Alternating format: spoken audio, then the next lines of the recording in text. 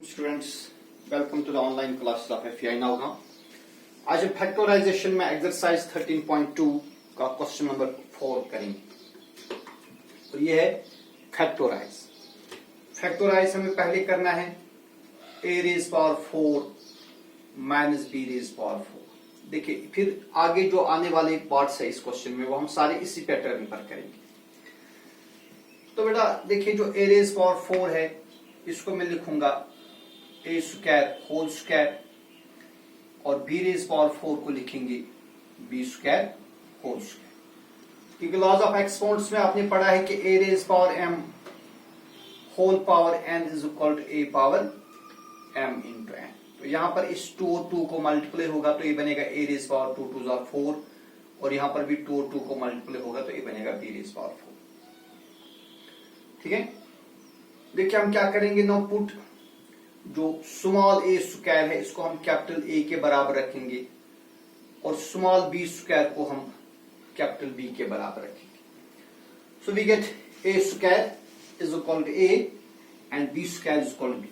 तो देयरफॉर फिर ये क्या बनेगा, A raise power 4 minus B raise power 4 is equal to, अब बेटा देखिए जो स्मॉल ए स्क्वायर है, small A square capital A के बराबर, तो ये बनेगा कैपिटल ए स्क्वायर माइनस, इसी तरह small B square capital B के बराबर है तो ये बनेगा कैपिटल बी स्क्वायर। अब आपको A square minus B square formula ये तो आपने बहुत बार पढ़ी है, तो ये क्या बनेगा A minus B into A plus B. ठीक है ना, A square minus B square is equal to A minus B into A plus B. अब कैपिटल ए का वैल्यू लीजिए, कैपिटल ए किसके बराबर है, ए स्क्वायर के बराबर, तो ये बनेगा A square minus capital B is equal to B square. So it is a square minus b square. Again capital a के बदले लिखेंगे a square और कैपिटल b के बदले लिखेंगे स्मॉल b square। तो यहाँ ये फिर से फॉर्मूला बन गई a square minus b square which is equal to a minus b into a plus b और फिर a square plus b square, ये ऐसे रहे। Hence the factorization of a raised power 4 minus b raised power 4 is a minus b into a plus b into a square plus b square। तो इसी pattern पर जो हम आगे आने वाले क्वेश्चंस हैं वो करेंगे। सेकंड पार्ट है इसमें, we have to factorise p raise power 4 minus 81। देखिए बेटा p रेज पावर 4 माइनस 81 को लिखेंगे हम p रेज पावर 4 माइनस, देखिए 81 को लिखेंगे 3 into 3 into 3 into 3, 3 3 are 9, 3 are 27 into 3 is 81 और I can write it as 3 raise power 4। तो 81 के बदले क्या लिखेंगे 3 रेज पावर 4। अब देखिए इस फॉर्म में आ गए, now it is in the form a power 4 minus b power 4। It is equivalent to a raise power 4 minus b raise power 4। तो अभी हमने देखा a raise power 4 minus b raise power 4 किसके बराबर है, it is equal to a minus b into a plus b into a square plus b square. अब देखिए a के बदले क्या है, Here a is equal to p, a किसके बराबर है p के बराबर और b किसके बराबर है b 3 के बराबर, तो लिहाजा हम यहां पर a के बदले p और b के बदले 3 लिखेंगे। So we get p raise power 4 minus 81 is equal to, शाबाश। अब यहां पर क्या करेंगे, a के बदले p, b के बदले 3 लिखेंगे, तो क्या बनेगा, ये बनेगा p minus 3 into p plus 3 into p square plus 3 square और it is equal p minus 3 into p plus 3 into p square plus 3 square is 3 into 3 is 9। Hence p raise power 4 minus 81 जो है factorise हो जाएगा p minus 3 into p plus 3 into p square plus 9। Part number 3 इसके बाद मैं दिखाऊंगा, fourth part आपके लिए होमवर्क है। Part number 3 is x raise power 4 minus y plus z raise power 4। ठीक है, ठीक है बेटा, इसको कंपेयर करिए, compare it with a raise power 4 minus b raise power 4।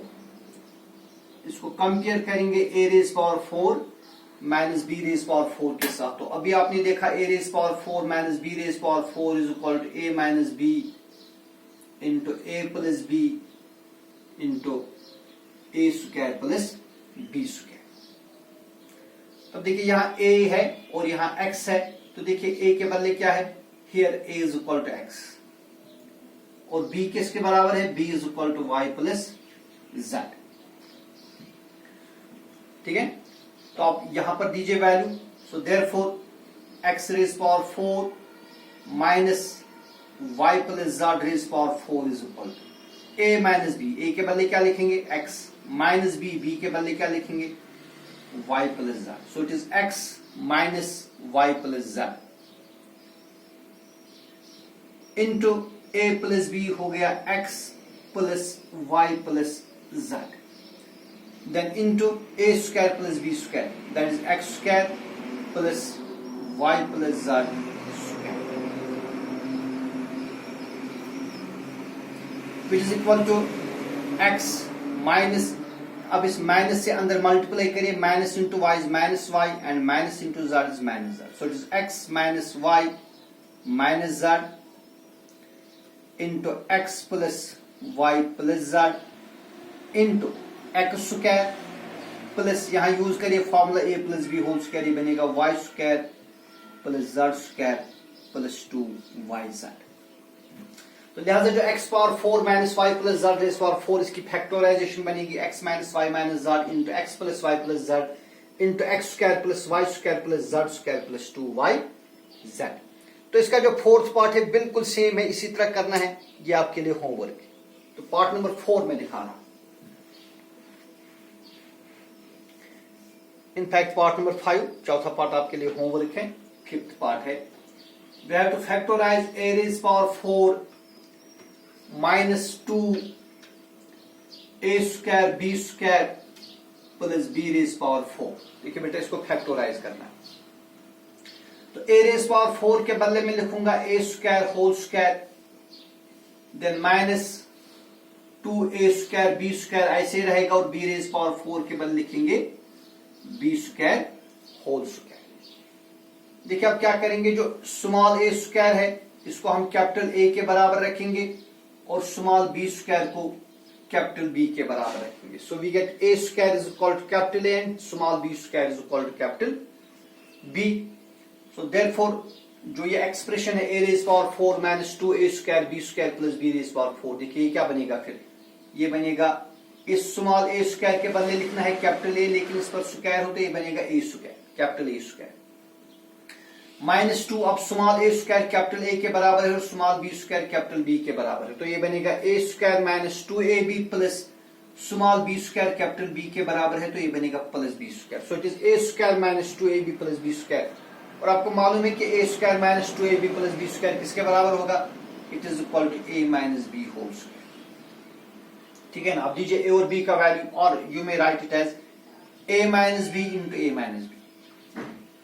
a minus B whole square को कैसे लिखेंगे, a minus B into a minus B. अब बेटा a और b का वैल्यू दीजिए, a का वैल्यू कैपिटल A का वैल्यू है a square, so it is a square minus capital B का वैल्यू है b square, so it is a square minus b square into capital A का value है a square और capital B का value है b square, so it is a square minus b square into a square minus b square. a square minus B square को हम इस तरह लिख सकते हैं a minus B into A plus B, यहां पर भी ऐसा लिखेंगे a minus B into A plus B. Hence the factorisation is a minus B into A plus B into a minus B into A plus B, ये इसकी factorisation बन जाएगी। ठीक है, होप कि आपको ये क्वेश्चन अच्छी तरह से समझ आ गया होगा। फिर है question number 5, factorise the following. This is the last question of this exercise. अब हमें फिर से फैक्टराइज करनी है, और पहला पार्ट है क्वेश्चन नंबर 5 का first part. We have to factorise p square plus 6p plus 8, p square plus 6p plus 8। देखिए आपने पहले क्वेश्चन में देखा हम क्या कर रहे थे, फर्स्ट टर्म को हम स्क्वायर ऑफ सम नंबर लिखते थे, फिर थर्ड टर्म को भी हम इन द स्क्वायर फॉर्म लिख सकते थे, लेकिन यहां पर जो थर्ड टर्म है 8 किसी भी नंबर का स्क्वायर नहीं है। सो 8 is not a perfect square.